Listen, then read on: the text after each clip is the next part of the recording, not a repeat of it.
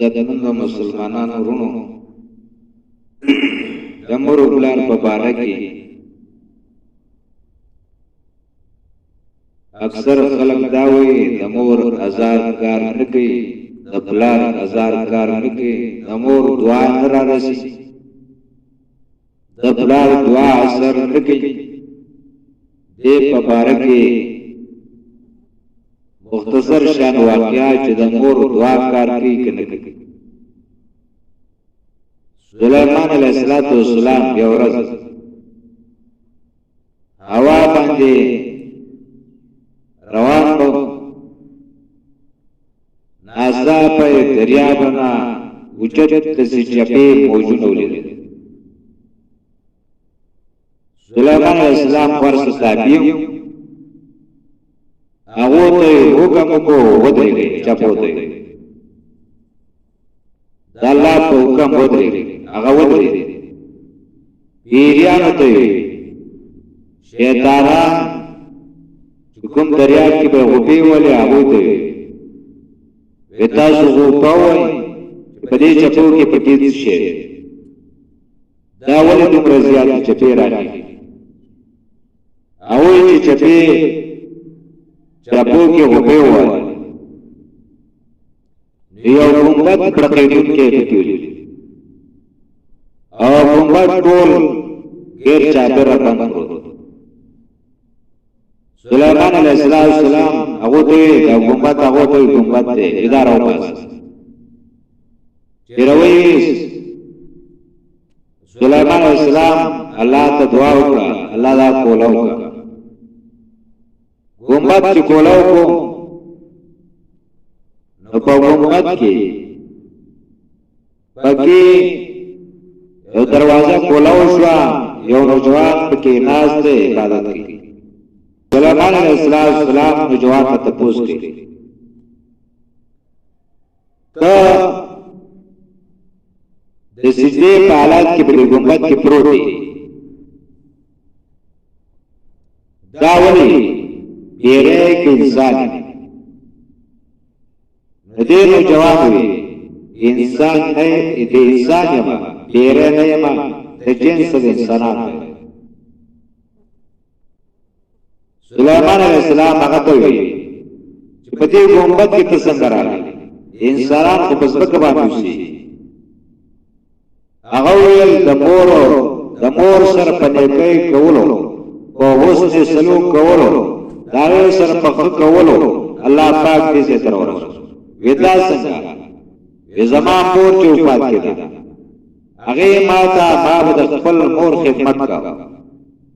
مور راته دعا وکړه او دعا یې څه وکړه؟ اللهم ارزقه سعادة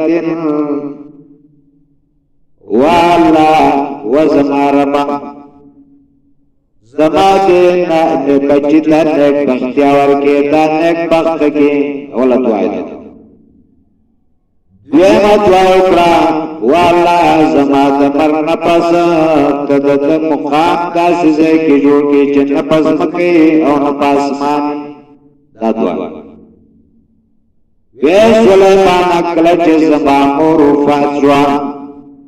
زما مور د دنیا نه رحلت ولاړه، زه د دریاب د دجلې په غاړه ګرځېدم روان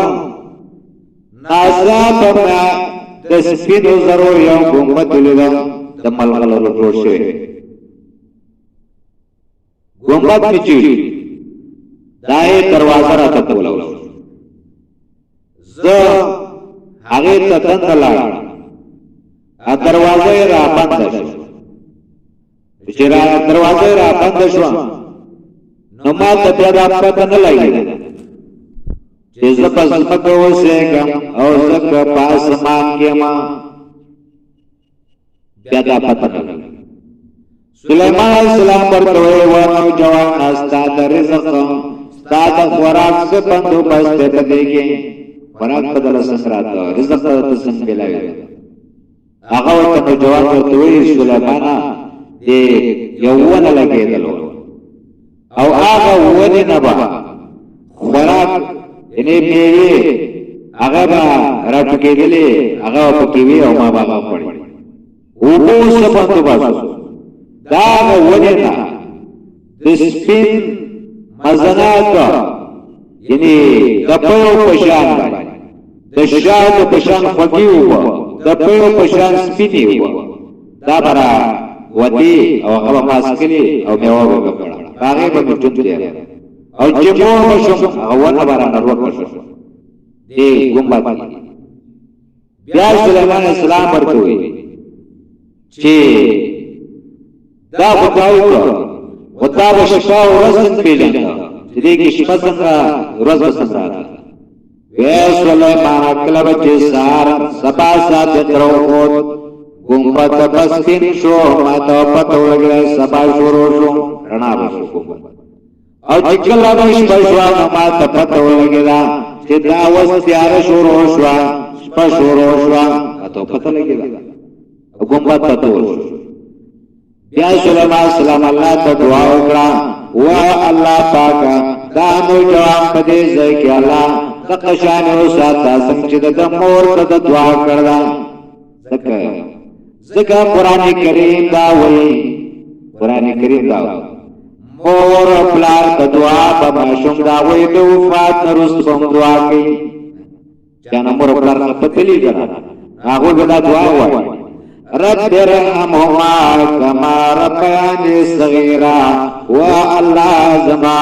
دې مور پلار ته بخښنه وکړې که دوی باندې رحم وکړې الله څنګه چې زه یې ورکوټې پاللی ما ورکوټې پاللی ماشوم یې پاللی